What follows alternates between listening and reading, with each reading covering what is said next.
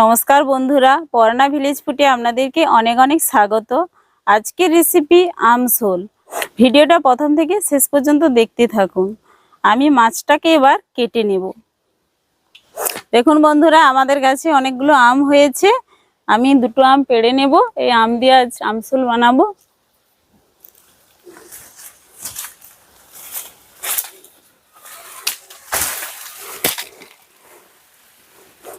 দেখুন বন্ধুরা, তিনটে আম পড়ে গেছে, দুটো পারবো বলেছিলাম। এই আম দিয়ে আজকে আমসুল বানাবো। আমার মাছটা কাটা হয়ে গিয়েছে, আমি কেটে ধুয়ে নিয়েছি ভালো করে পরিষ্কার করে। 6 পিস আমি মাছ নিয়ে নিয়েছি। আমি এই মাছটাকে নুন আর হলুদটা মাখিয়ে নেব। 1 চামচ লবণ দিয়ে দিচ্ছি আর 1/2 চামচ হলুদ গুঁড়ো দিয়ে দিচ্ছি।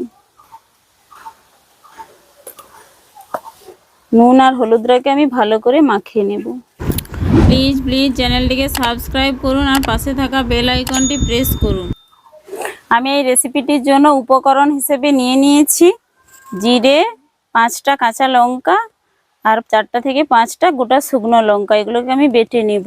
আর নিয়েছি সাদা সর্ষে আর কালো সর্ষে, এই দুটোকে মিশিয়ে আমি বেটে নেব।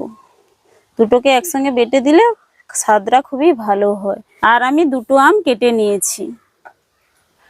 এবার আমি মশলাগুলোকে বেটে নেব। দেখুন বন্ধুরা, খুবই গরম পড়েছে, ঘাম বেরিয়ে যাচ্ছে। এই সময় মুখের স্বাদ ফেরাতে এই রেসিপিটি করে খাবেন, খেতে খুবই ভালো লাগবে। কড়াতে তেলটা আমার গরম হয়ে গিয়েছে, আমি এবার মাছগুলো ভেজে নেব। মাছগুলো আমি খুব কড়া করে ভাজবো না, হালকা লাল করে ভেজে নেব।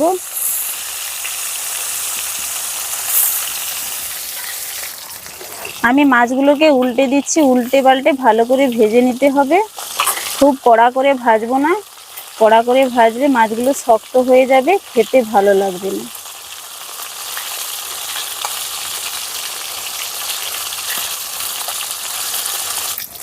মাছটা আমার উল্টে পাল্টে ভালো করে ভাজা হয়ে গিয়েছে। এবার মাছগুলো আমি তুলে নিচ্ছি।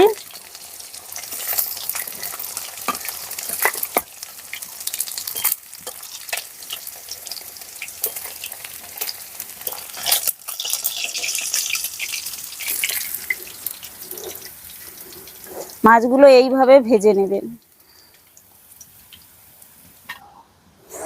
আমি জিরা আদা লঙ্কাটা বেটে নিয়েছি আর সরষেটাকেও বেটে নিয়েছি। সরষেটাকে আমি এবার ছেঁকে নেব। আপনারা সবসময় ছেঁকে ব্যবহার করবেন। এই সরষের মধ্যে যে খোসাটা আছে, হজমে সমস্যা হতে পারে, সেই জন্য আমি খোসাটা ছেঁকে নিচ্ছি। আপনারা সব সময় এইভাবে ছেঁকে নেবেন। ওই তেলেই আমি দিয়ে দিচ্ছি দুটো গোটা শুকনো লঙ্কা আর দিয়ে দিচ্ছি 5 ফোড়ন। ফোড়নটাকে আমি একটু ভেজে নেব।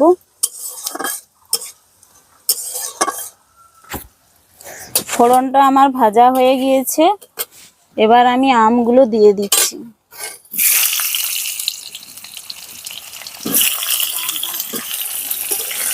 আমগুলোকে একটু তেলের সাথে ভালো করে নেড়ে নেব।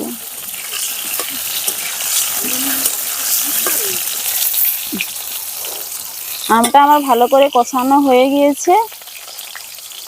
এবার আমি জিরে লঙ্কা বাটাটা দিয়ে দিচ্ছি।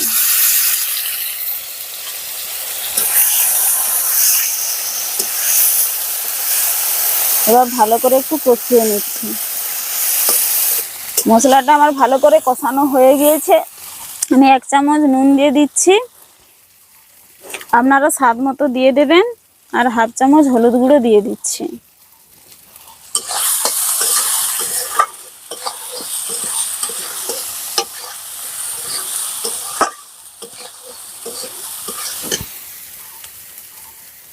অল্প পরিমাণ জল দিয়ে দিচ্ছি। আমি অল্প পরিমাণ জল দিয়েছিলাম, এবার আমি পরিমাণ মতো জলটা দিয়ে দিচ্ছি। ঝোলটা ফুটে ওঠা পর্যন্ত আমি অপেক্ষা করব। ঝোলটা আমার ফুটে গেছে, আমি এবার মাছগুলো দিয়ে দেব।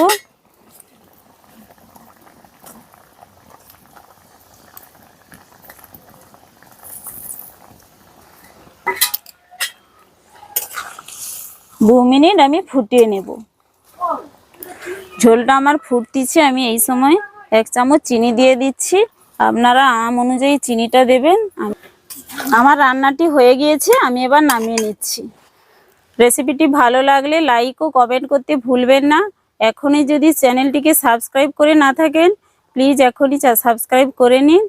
দেখা হচ্ছে পরের কোনো ভালো রেসিপি নিয়ে।